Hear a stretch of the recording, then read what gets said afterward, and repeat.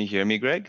I can hear you perfectly. You can hear me? All right. Yes, perfectly. We are live. Hello, guys. Welcome back. Thank you for, if you joined the previous session, thank you for all your questions before. And above me right now is Dr. Gregor Lim-Lange. Hi, guys. So happy to be it's here. doctor, right? It's like that's. Yeah, but Greg is just fine. It's it's so much cooler if you're like one of those guys that like, no, it's Dr. Greg. I'm quite casual and easygoing, so and maybe a little bit more relatable as well if I don't like, So Dr. Greg is a psychologist. He is a mental health wellness coach. He helps people of all walks of life. And yeah, I'm just going to leave it to you, Doctor, to pretty much just give a quick rundown of like what you do. All right. Well, yeah, thank you, first of all, for having me and hosting this evening. Yeah, I started off my career working in mental health. So I was working with adults and couples and even children at the time, fresh out of university with all kinds of mental health problems, may that be depression, anxiety, burnout. And I was working in the public health services initially when I came straight out of university. And then I moved into private practice and was doing that for a couple of years. And then when I moved to Singapore about 12 years ago, it was initially for an academic position at NUS. They were just setting up a clinical psychology program at the time. Because as you may know, or some of the listeners know, that there's actually a huge demand for mental health services, but there's been a lack of professionals working in the arena. So it was really essential to set up a clinical training program. So as part of the curriculum development and training some of the junior clinical psychs and actually how to do psychotherapy and get them up to speed with the therapy aspect, the ethics, and doing research as well, and really understanding all the needs that Singaporeans have as well. And then over the last 4 years, I've moved, I'm still doing my private practice and clinical work, also into organizational consulting, working perhaps with kind of high functioning individuals. But when we look in the office cultures, there's also difficult emotions to manage. People are feeling burnt out, of course, during the COVID season now, the stress of working from home. So I guess to sum it up, all my work has been about how can we relate better to ourselves and overcome challenges that we have internally, how can we relate better to others, improve our relationships in our personal life, our organizational relationships, and then overall feel more engaged and more happy in our life as well, because that's ultimately what this is all about. Awesome. Okay, so like right off the bat, I have like, just based on what you just said, like my first question to you is like, so the corporate world in Singapore does have a demand for a lot of like mental health wellness and things like that? Yeah, it certainly has a huge demand. Maybe even pre-COVID, it wasn't framed so much in terms of mental health needs or that people are struggling with burnout and overwhelmed from working from home. Maybe it was framed more with there's leadership development or management training, where it's more about kind of optimizing team development, high functioning, or in the last few years, people are talking about psychological safety. But when we actually go a little bit deeper, it's really all about emotional intelligence, how we communicate, how we manage difficult emotions. But historically, organizations maybe don't like the term mental health or mental illness because it always implies that there's something wrong. But this is also, I guess, what this evening is about, that we need to move away from seeing it as there's something wrong with you that needs fixing to, hey, we all have needs and we can grow and we can develop. And like, have you noticed that perception shifting at all in the last, 5.5 months now? Like, it's been huge, and maybe a combination of factors. One is obviously that people are more stressed and are communicating more. That hey, I'm not coping well with working from home, or I don't know how to communicate with my team, or I'm just existentially really worried about my job and money and my health issues. But I think also employers have recognized that yes. To support their staff better, they need to maybe include conversations around mental wellness and stress management and avoid burnout, that people are leaving the organization, because ultimately that's really expensive for organizations. Right. No, that's great to hear though, because I think maybe like a big part of it is also because like we are all put in the same boat right now. We're all experiencing the same thing. So hopefully that increases our ability to empathize with how others feel. Yeah, exactly. Because before it also may have seemed that people are suffering more in isolation, even though actually there was a lot of anxiety or a lot of depression and burnout around. But this maybe gave people a permission to speak about it, or there were articles in the newspaper to say that, hey, we're all struggling Yeah. working from home, or we all parents are struggling parenting and homeschooling their kids, or we're all struggling not knowing how long this may actually take. So it's given us a kind of a platform and permission, and organizations have kind of supported that as well. So it's been really wonderful to see local and multinational companies actually hiring myself or our company Forest Wolf to provide talks on mental health and resilience training, and how we can really get through this, not just bouncing back, but growing and connecting with meaning, and maybe building a community in the meantime as well. Right.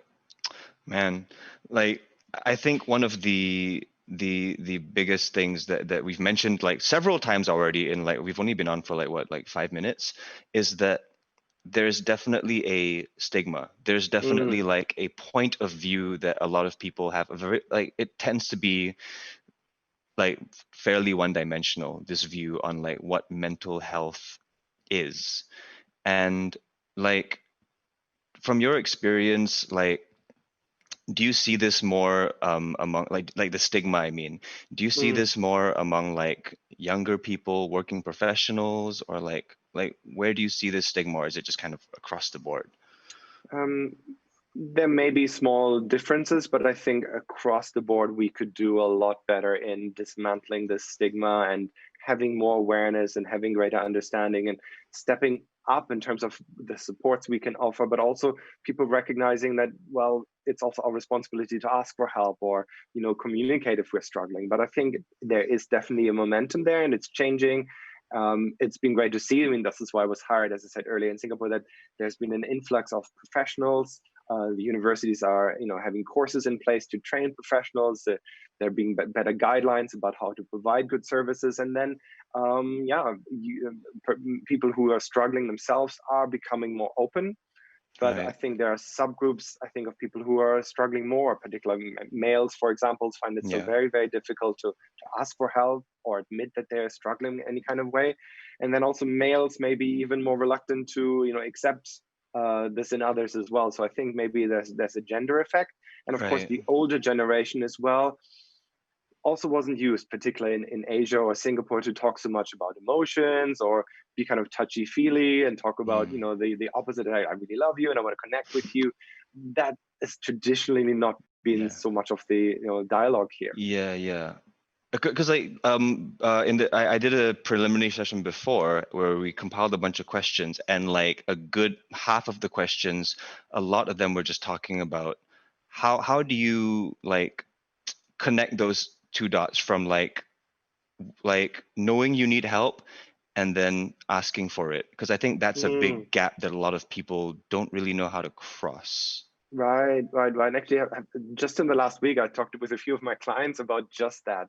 And Yeah. what I usually suggest is try it out a little bit with more trusted people, with your friends first. You don't have to disclose your deepest, darkest mental health issues or trauma, or Yeah. the really difficult things to talk about, but just something smaller. It's like, hey, last night I just couldn't sleep. Do you ever have difficulty sleeping? Right? It's not so traumatizing to have Yeah. that conversation, and just test out how the other person responds. Right. And then if they say like, hey, no, I don't want to talk about sleep problems, that's like so stupid, well, what's wrong with you?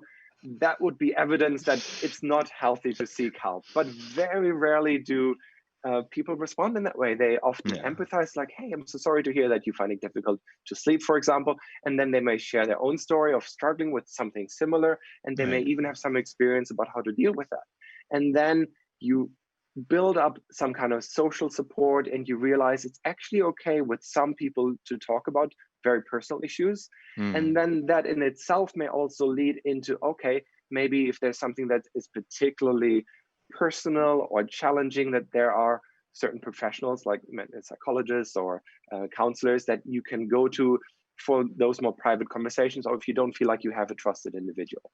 Right. Like, how did you start in this? Like how did you, like little baby Dr. Greg Lim-Lange, like find out that you were so fascinated by these things, or more sensitive and more in tune to these things? Like Mm, who mm. like what was your connecting point, you know? Oh, that's a good question. Yeah. Well, I mean, growing up, even as a teenager, I knew that I've always been more into working with people or curious about people. So I knew I wanted to, work with people face to Right. face rather than whatever engineering or computer sciences. So I've always gravitated towards working with people. And then I wasn't quite sure yet, did I want to be a teacher, or I've always had, quite strong beliefs about supporting people with maybe social work, maybe a teacher, doctor. I thought, okay, maybe not for me, operating on people. And Yeah. then I was reading up as I was becoming a teenager and looking at university courses. Psychology really appealed to me, but I didn't quite foresee myself doing the PhD and masters and all of that. But as soon as I did my introductory course where we learn about the history of psychology and the history of the mind and a bit about the brain, I was like, wow, this is so fascinating. And then Mm. particularly in year one, we're also talking about the different mental disorders or mental health problems that people can have, your depression, anxiety, bipolar disorder, OCD, all of those.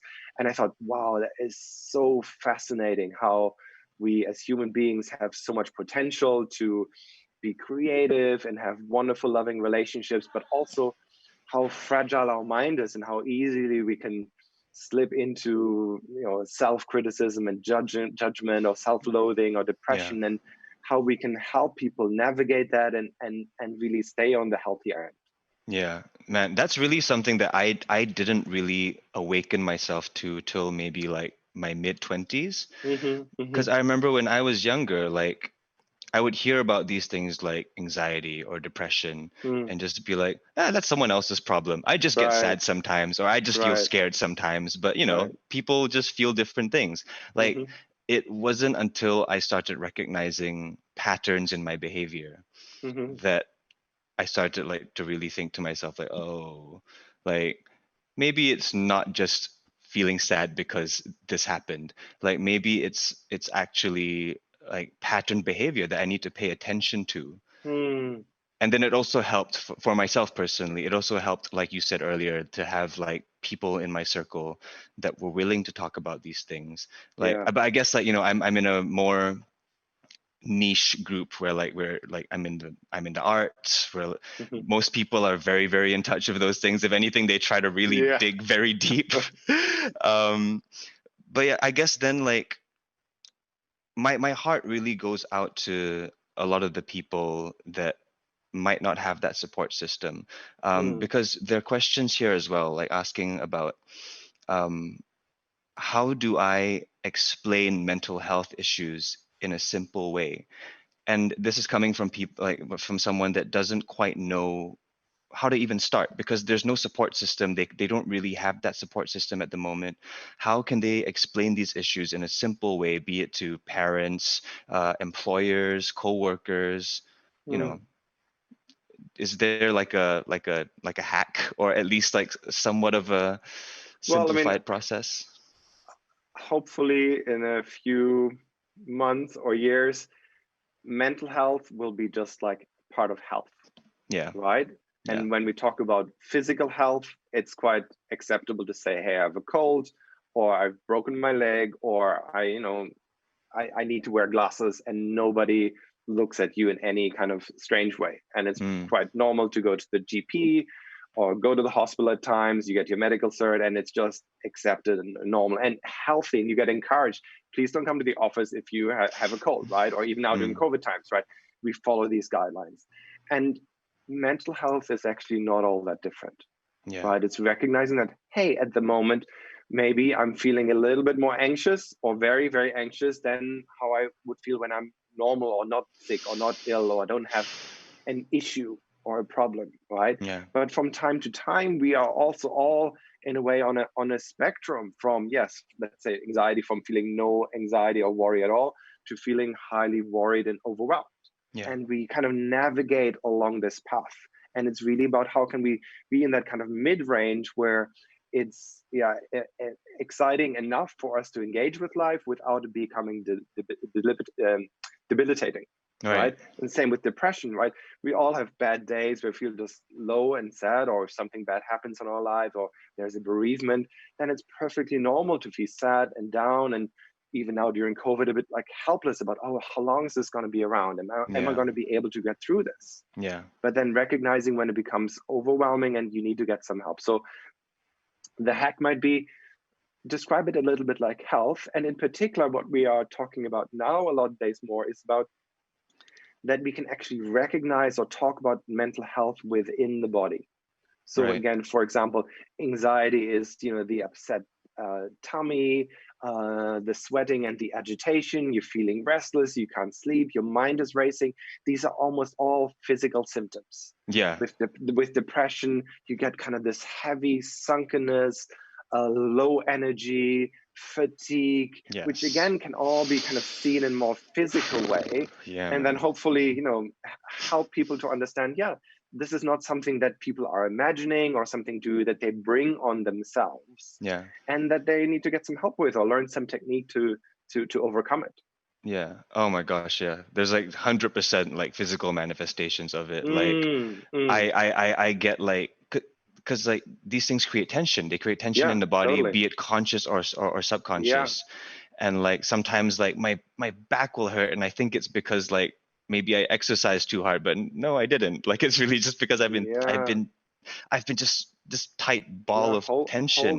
holding it. And there's even some studies, maybe the statistics are slightly off, but around about 80 or so percent of all visits to your regular GP, your regular doctor, are actually due to psychological causes, as in there's nothing Mm, wrong with you physiologically, but the tension leads to chronic pain, leads to misalignment, leads to sleep problems, leads to digestion problems, leads to mm, stomach ulcers. And we even know that worrying and mental health can actually impact how your brain is functioning, your memory, and even like mm. switch on and off genes, whether you're getting certain illnesses or physical manifestations of the psychological issues. So really the mind and body are so connected, and it's a really old school way of looking at it. It's all in your mind and you're just Yeah. imagining it or snap out of it. Yeah. That's really antiquated way of describing mental illness or mental health.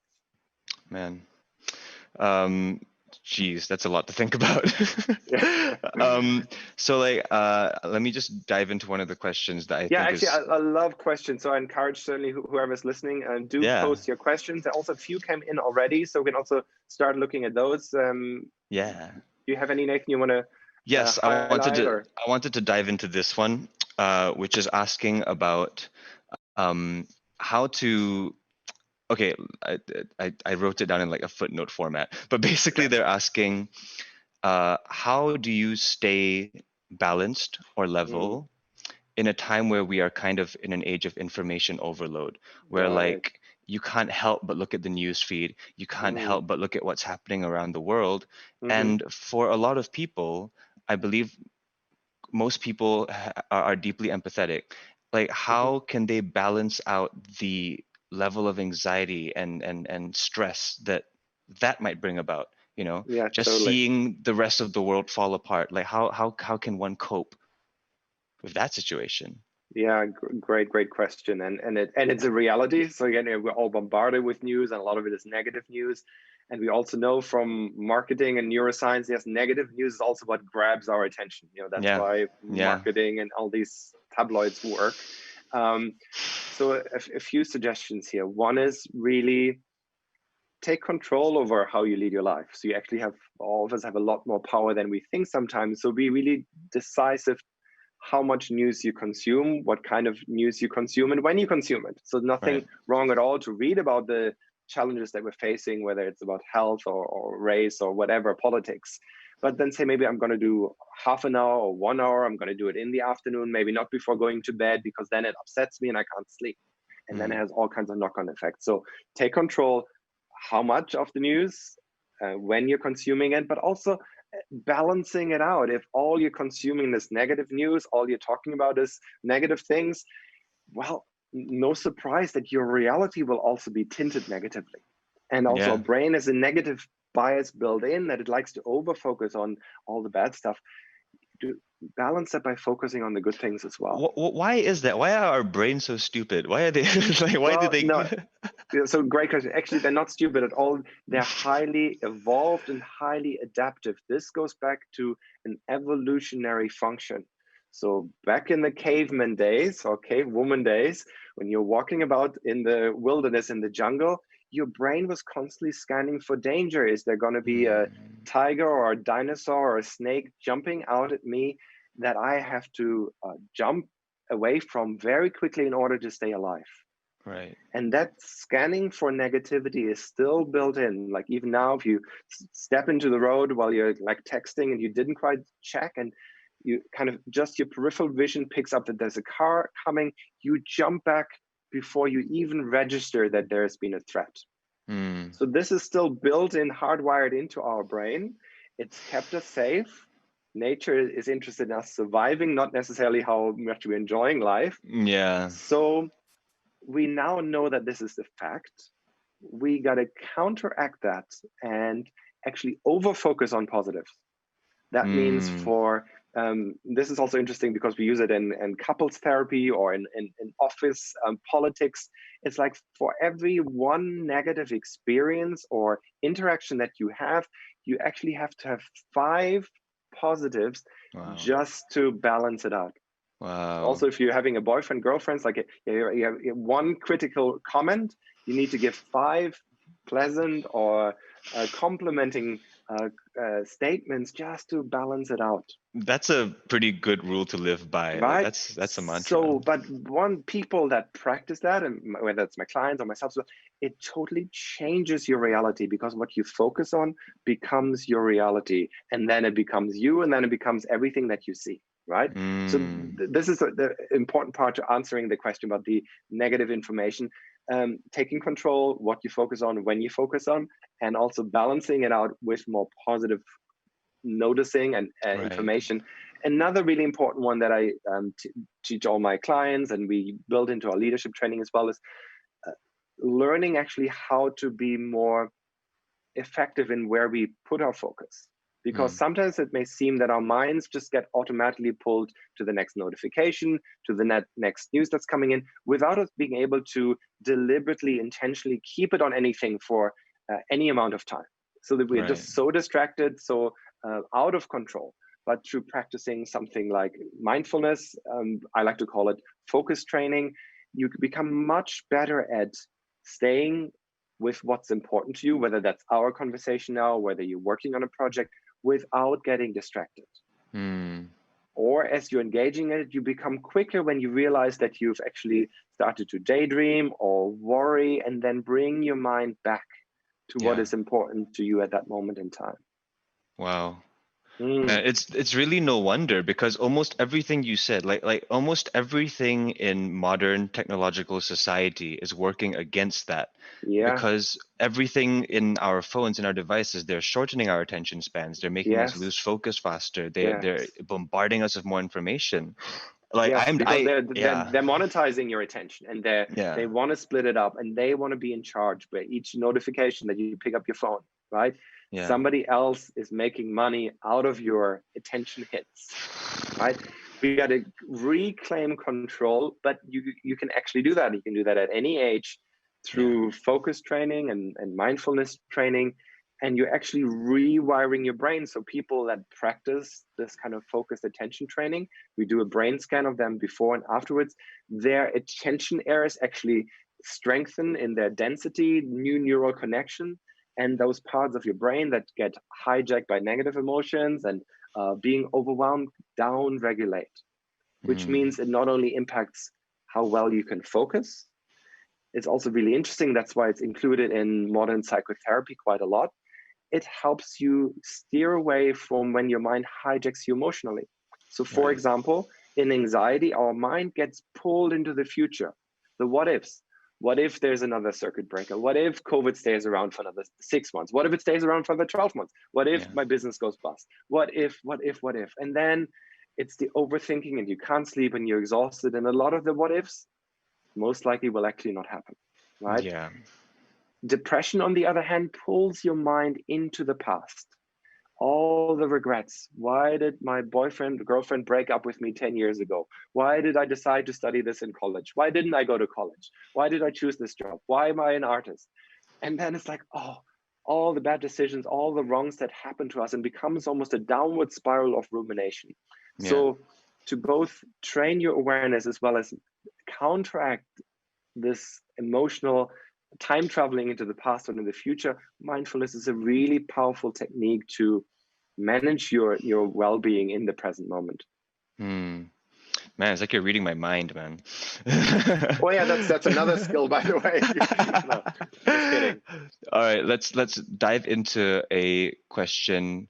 Um, oh, this is interesting because I don't know what it means, but what do you think about craniosacral therapy, since we're talking Oh, about physical manifestations? What is that? um, so there's been a number of attempts to change our emotions through, of course, medication has been the original intervention, your antidepressants or Yeah. sedatives or anxiety medication that can help change our moods. And there's, of course, psychotherapy, which looks at how you're talking and learning new skills to actually change how you feel.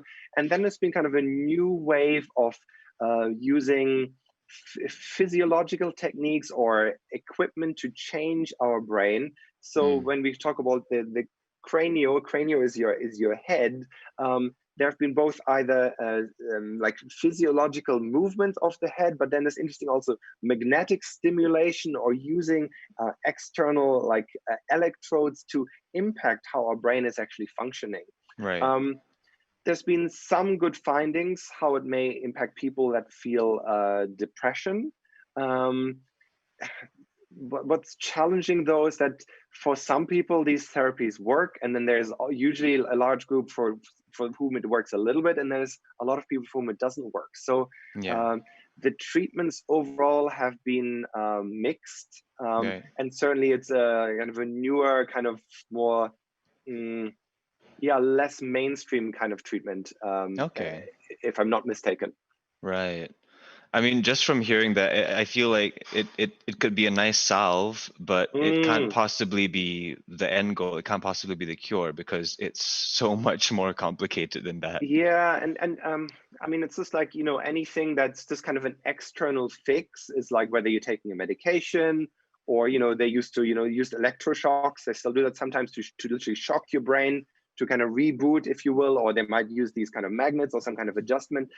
It, if your problem stems from self-criticism or trauma or an inability to focus or your lack of ability to sleep, nothing external is really addressing these. So it's kind of like a band-aid, or it helps you Right. to feel a little bit better in the moment. But my recommendation totally is, if you're doing any of these things, they may be helpful.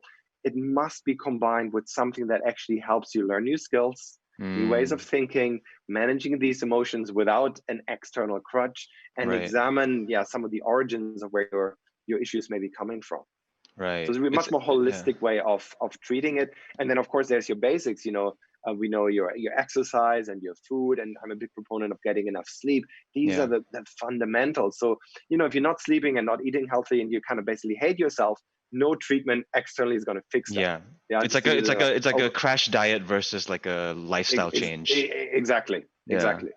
But like speaking on just the exercise and a healthy diet and all that, me personally, like that helps me like tons. Like I personally underestimate how much it helps me like at Mm, times, because like I'll go through like these particularly busy weeks where like I'm not really eating very much, or like mm, if I do eat, I'm eating like the real shitty stuff that I mhm. crave, like oh I want Right, I'm like right, spicy, or like right, and like I'll be awake till like 4:30 in the morning, and right. then the next day I'll be a little grumpy and like Yeah, no totally. duh.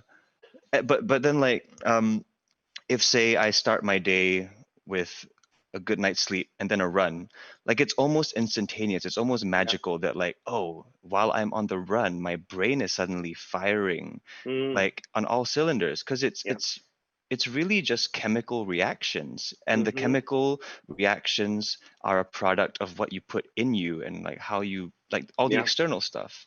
Yeah. So totally agree with you. You can really set yourself up for success. But then, of course, there are some people who may struggle from something bigger, right? So Yeah, yes, for all of us, you feel a lot better if you go for a run, for yeah, good sleep, and have good food. But then if you have like deeper rooting issues, really good to address these. So maybe this can I pull out some of the questions and kind of of course, of link. course. So there's one question coming in from Althea asking, how do you know if you really need professional help? So great question. Right. The way I used to teach this in NUS, I call it the 3 Ds of suffering, or the 3 Ds of dysfunction, if you will. So the Mm. first one is distress. Are you suffering? Are you struggling? And almost all of the psychological problems, there's some kind of suffering involved. So if you're depressed, you're feeling really sad. If you're anxious, you can't concentrate.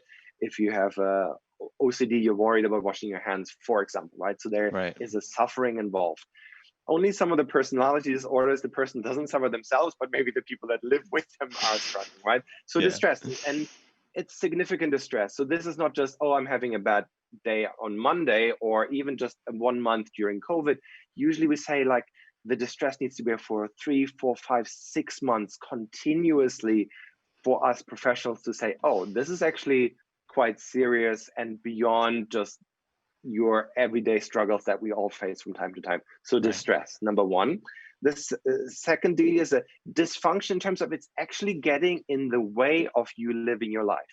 So Mm. maybe that means you're not getting out of bed to go to work, or switch on your computer. It's getting in the way of your relationships, whether it's your boyfriend or your wife, or looking after your kids. So it's getting in the way of you living your life the way you want to live, right? Or if you're an Mm. artist, it's getting in the way of you creating new songs or pieces of art, right? There's Right. some kind of dysfunction.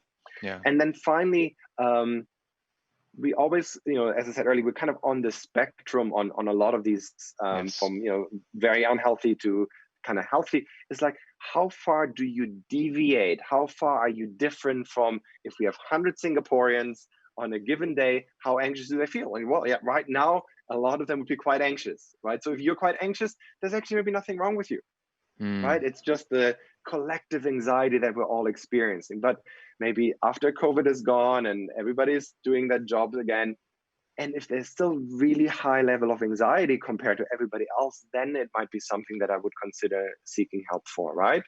So Right. distress, dysfunction, and deviance as an easy mnemonic. Awesome. Okay. Oh, well, then, say someone does seek out professional help. Say, Mm, like, they are starting to um, get on medications, prescribed medications.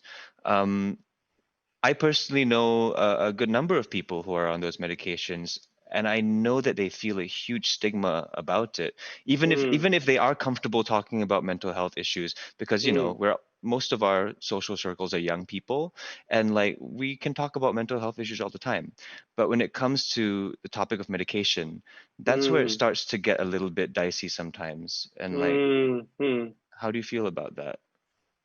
Yeah, just like I said earlier, there's a general stigma still there towards Yeah, mental illness in general, and the treatment of it. And some people think that that is a sign of weakness, or something wrong with you, or you're broken, um, or that taking medication means that you're weak, or you're crazy, or any of these ideas. So yeah, we need to do a lot of work to really communicate that that isn't the case. And just like health, if you have an infection, you may take antibiotics.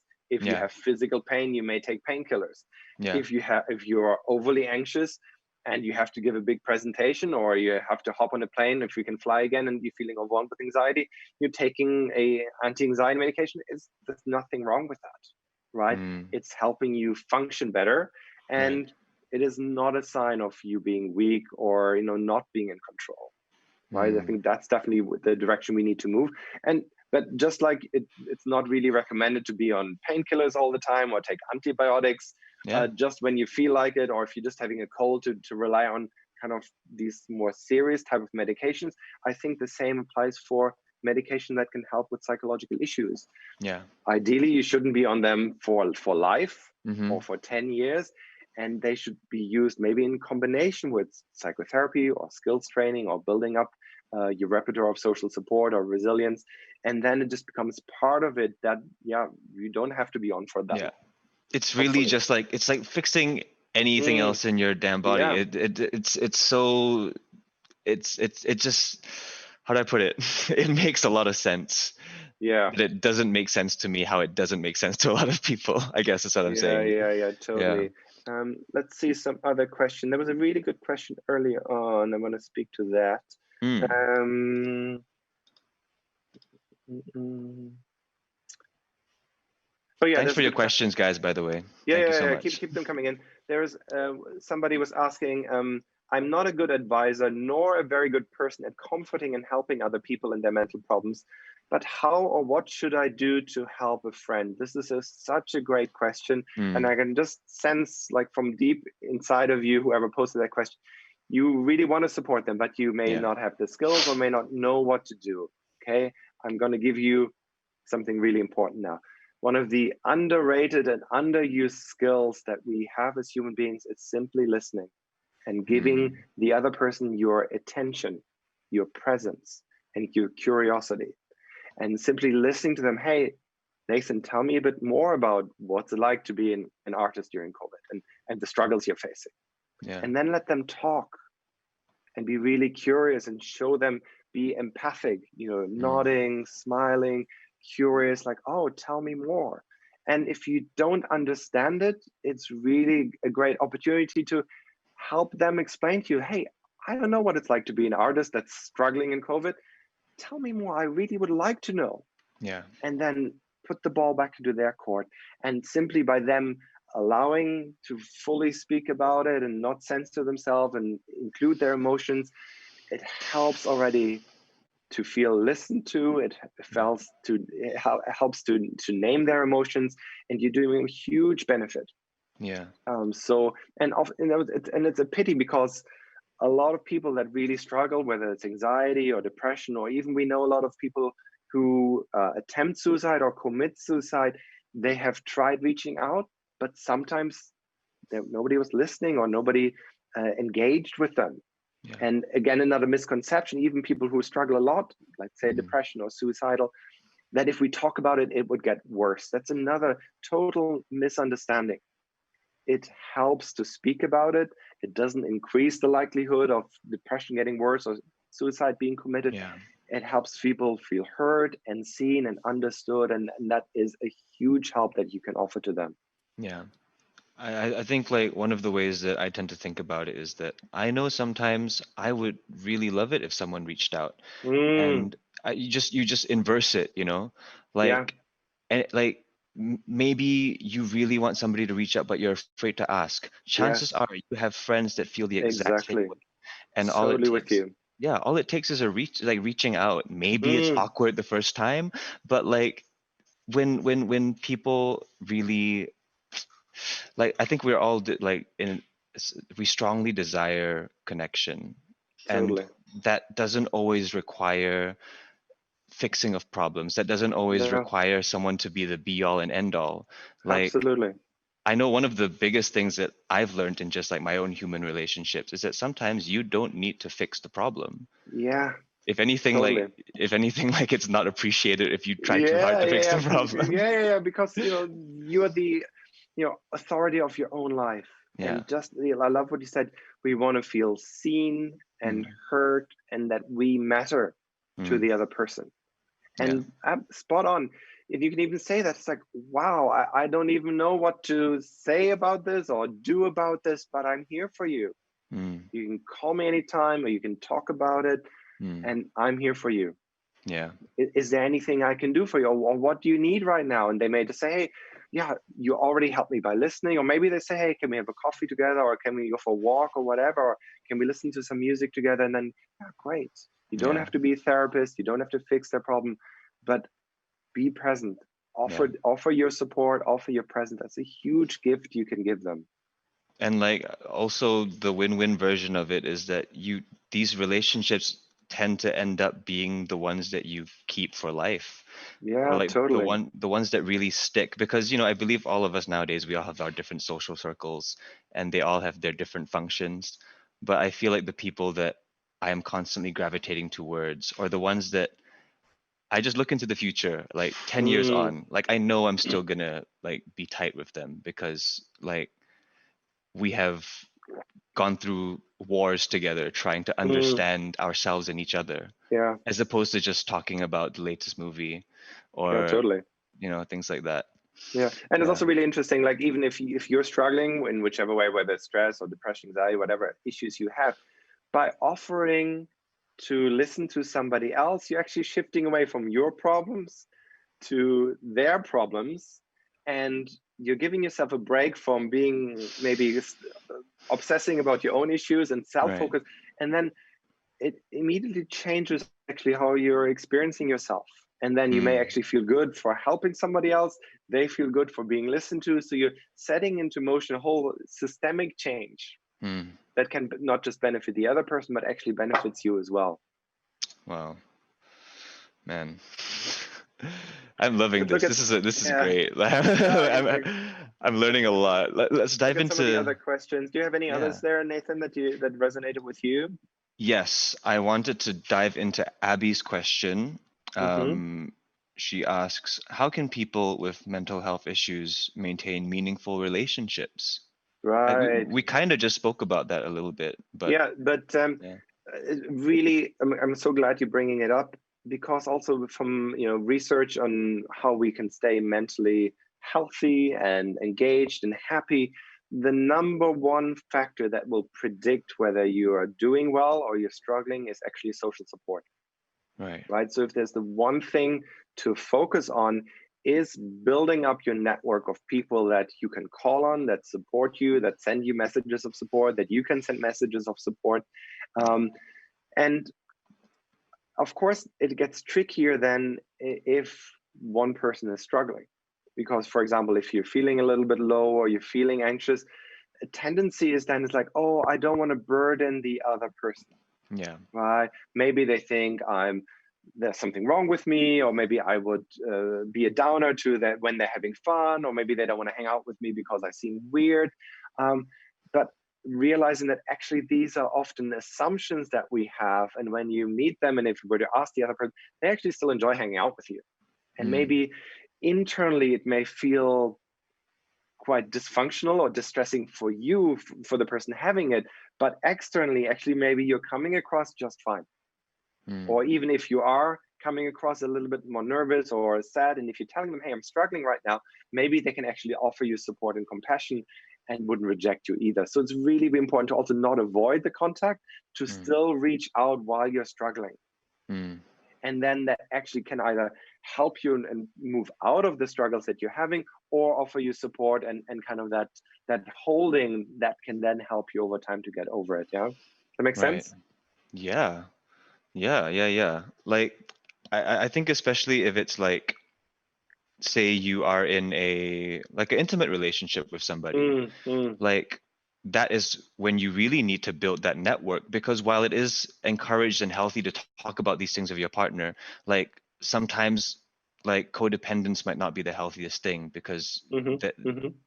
it's just too isolated and it's Yeah. too close. Like you Mm-hmm. really need more people in that kind of like that safety net, as you're saying. Yeah, yeah. So it's both. I agree with you. Yeah. You don't be too codependent. So having boundaries in place in some relationships also really, really important, to say Yeah. it's enough, or not now, or not this, and this is okay for me and this isn't. Yeah. And then on the other hand, though, with the people that are close to you, really over communicating and Right. allowing kind of an emotional check. And it's like, hey, how are you doing today? How are you doing in terms of your energy levels and your levels of stress and your ability to give and need support? And then also sharing where you're at. And then we can Right. have a bit of better read of, okay, Nathan's actually doing quite well now. I can rely on you. Or maybe I'm struggling, and then I ask for help more, so that people kind of don't have to assume that they know where the other person is at. Particularly Right. even in longer term relationships, there's a tendency to, oh yeah, I know how he or she feels, or I know how he or she thinks. But oftentimes this is just an assumption. you really never know. Like I think people, especially nowadays, and myself, I know I have Mm, gotten very good at disguising like yeah. whenever I'm feeling like crap. Yeah, and of course also with like social media, we always just put the fancy, airbrush, no Yeah, wrinkles, I'm having a great time image yeah, out there, which is often quite different from how we're really feeling when we're sitting at home and the lights are off, the Instagram filter is off.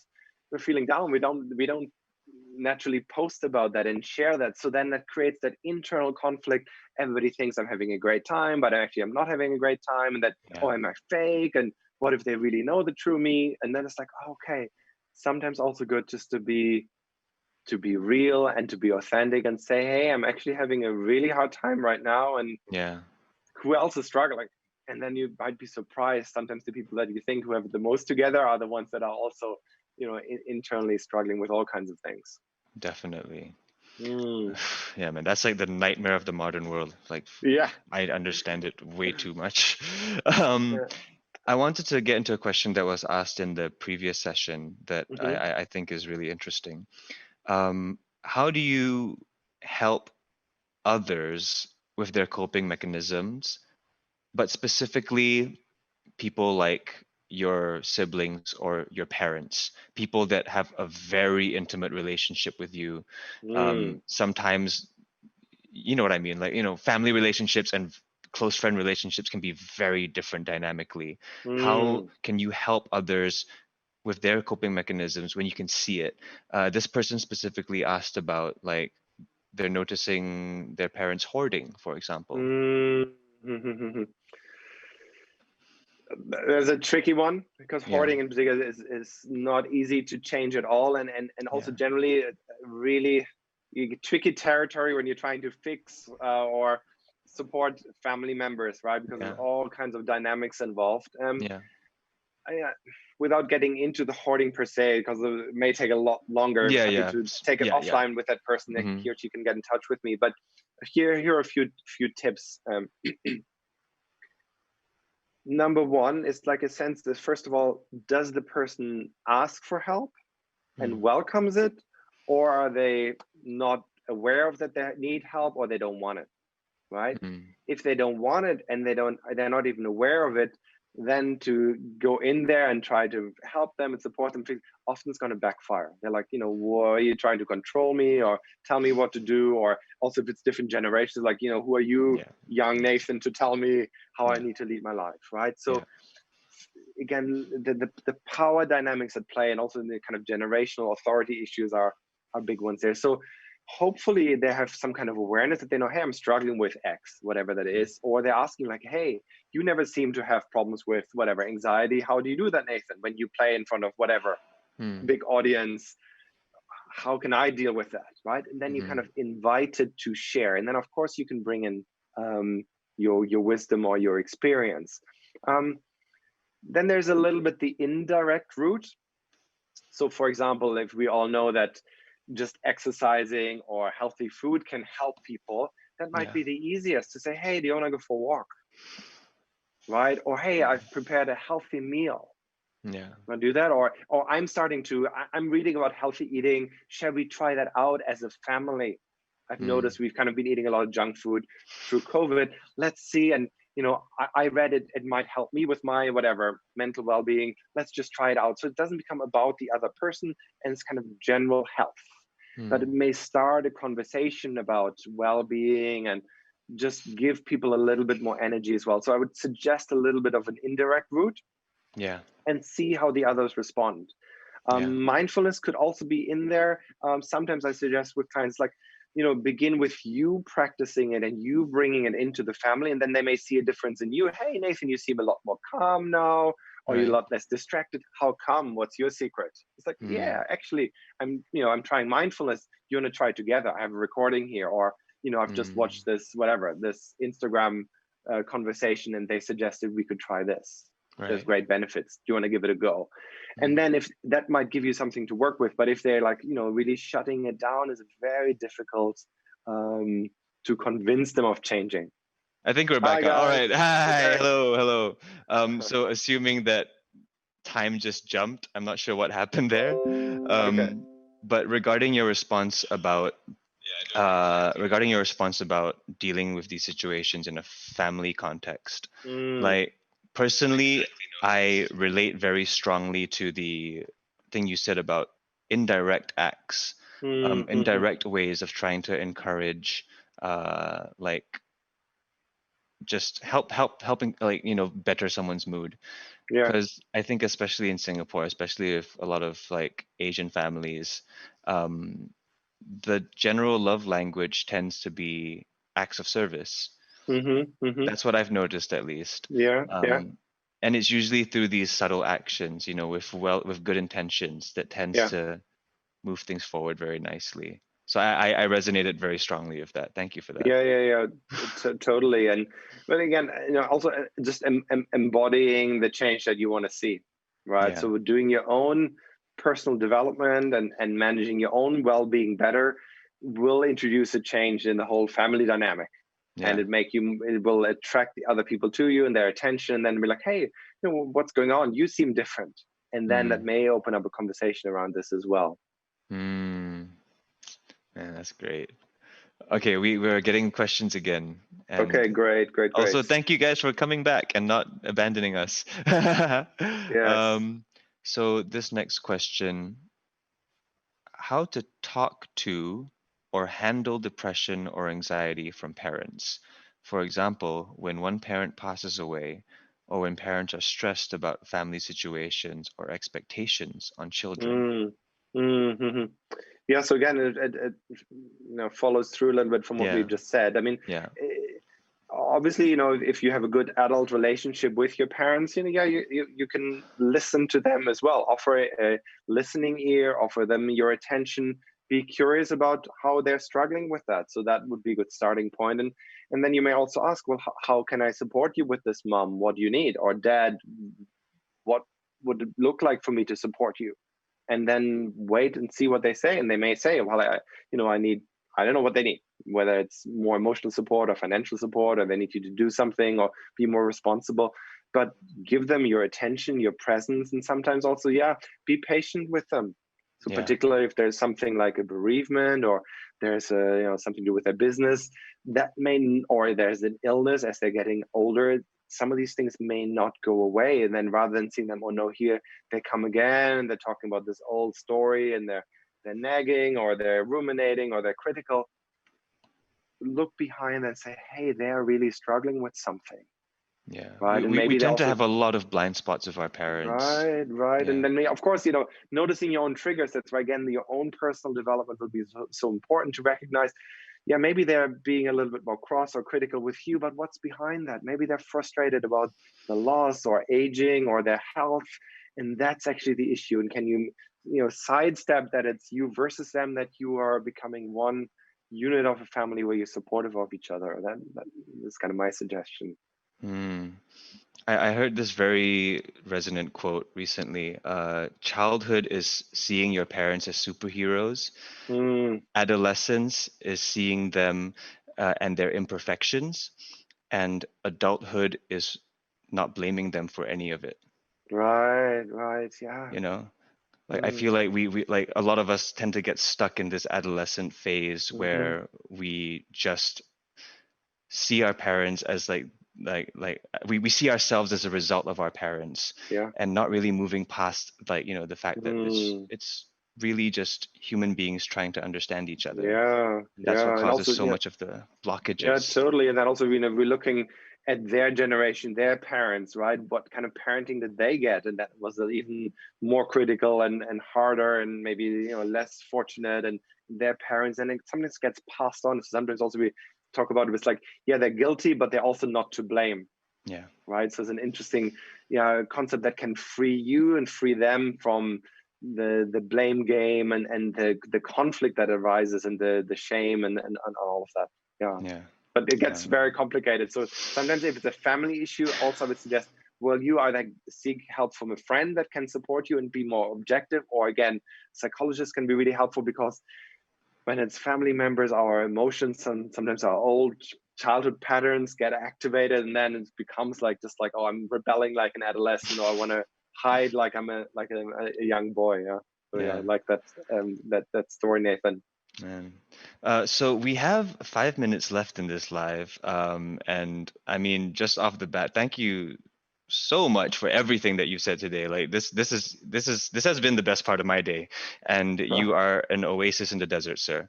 oh, oh, Um, thank you. Wow, you just made my day. That's very kind of. I could talk about this topic for a very long time, I can because imagine. it's so important. Also, I think that all your listeners out there, that we all have a role to play, and we Yeah. all need support, and we all can give support, and Yeah. yeah, I mean, I'm personally very encouraged, at least by like my audience. I'm sure I'm kind of preaching to the choir here, but I'm personally very encouraged to see that nowadays a lot more people are willing to reach out and ask, and not always under like the anonymity of social media. Like yeah, these people are with their names and profiles out there asking these very vulnerable and real and truthful questions. yeah, totally.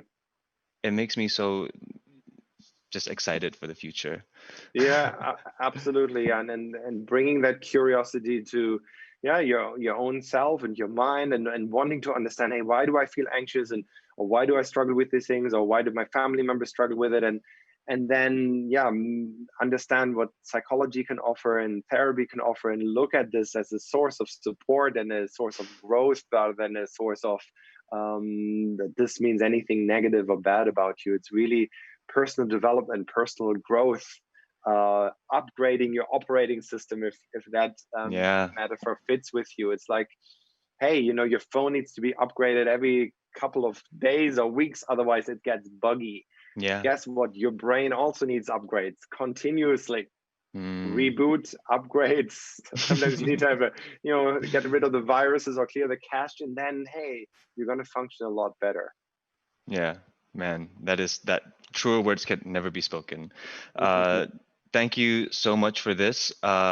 Real quick, for all of you guys out there, if you have enjoyed this conversation, if you have found something inside that resonates with you, something meaningful, fear not. You can rewatch this session or share it with your friends, your family, whoever, at wethegood.sg's Instagram page. And yeah, I know I'm gonna be like listening back because a whole bunch of things kind of blew my mind a little bit. Yeah, and But also I yeah, think there's a bunch of resources there as well if you're looking for organizations to support you. There's some phone numbers, some websites there. So if you need more information, I think that's also on that same website, Nathan. Is that correct? yes, they have a whole bunch of links. I'll be posting a link in my bio as well for different resources that you can reach out to, Yeah. because it's not easy Uh, for everybody, man. no, not at all. And I'm very happy. Look me up on LinkedIn or on forestwolf.com is my website. If you have any follow-up questions, you're looking for resources, really happy to go offline and answer any more questions that you have. But then also, yeah, thank you for having me Thank you on the so much, show. man. Thank you so much. And thank you very much for We the Good for hosting this. Have a wonderful night, everybody. Thank you for participating in this. Thank you for just really, I'm just thankful that you actively participated. That's, Mm, oh my gosh. yeah, be well. Yeah. Thanks so much, man. Have a good night. Alrighty.